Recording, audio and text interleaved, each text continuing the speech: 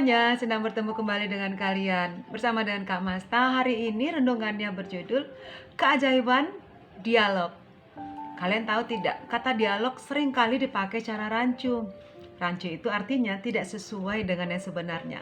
Contohnya nih, dikatakan para ibu-ibu berdialog sambil menunggu bubarnya taman kanak-kanak. Padahal itu bukan berdialog, melainkan mengobrol atau berbincang-bincang. Dikatakan para anggota direksi berdialog mengenai rencana kerja, padahal sebenarnya berunding atau rapat. Dikatakan bahwa dialog sinetron itu kurang jelas, padahal yang dimaksud adalah percakapannya. Hakikat dan prasyarat dialog jauh lebih rumit dari sekedar bercakap-cakap, bertukar pikiran, berunding, berdiskusi, atau berkomunikasi.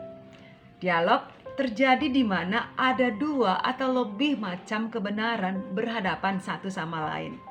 Dialog adalah sarana di mana dua atau lebih diri, pihak, kepentingan, kebutuhan, keyakinan yang saling berbeda bertemu untuk kemudian saling memahami dan saling menjembatani perbedaan itu.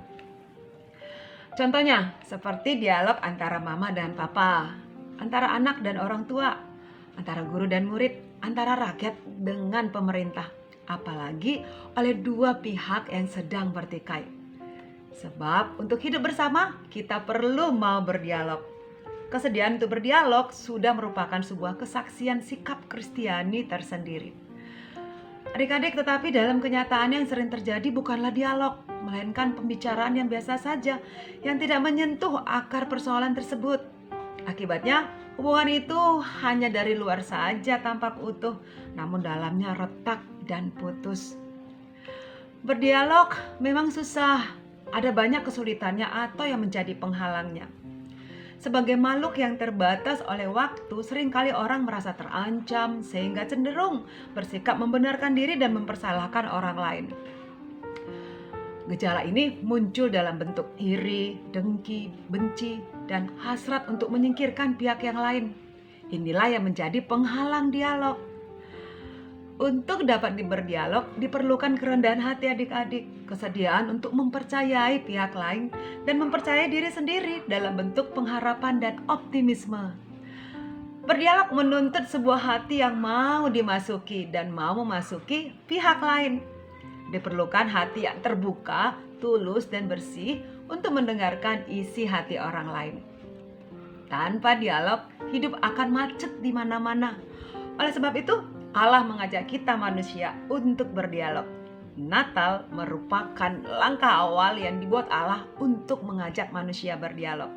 Yohanes 14 ayat 1. Firman itu telah menjadi manusia dan diam di antara kita. Melalui kedatangan Kristus terlihat prinsip-prinsip dialog bahwa Allah bersedia berdiri sama tinggi dan duduk sama rendah dengan manusia. Mau mengosongkan diri, yang artinya mau mengalahkan kepentingan sendiri dan menempatkan diri pada kepentingan atau kedudukan manusia, sehingga Allah dapat merasakan perasaan manusia. Terjadi pemulihan hubungan antara Allah dan manusia. Dialog menuntut pengorbanan perasaan adik-adik, namun hasilnya menakjubkan. Hubungan orang tua dan anak yang sudah renggang bisa akrab kembali.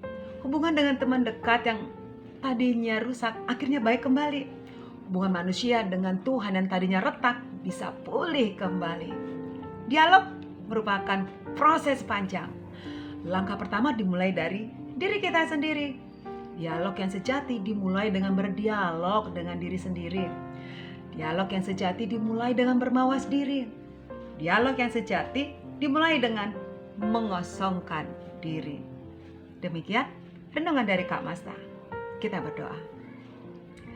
Ajar kami Tuhan memiliki hati yang terbuka dan mau merendahkan hati agar kami bisa berdialog dengan orang lain, terutama dengan Engkau. Amin. Tuhan Yesus memberkati. Shalom.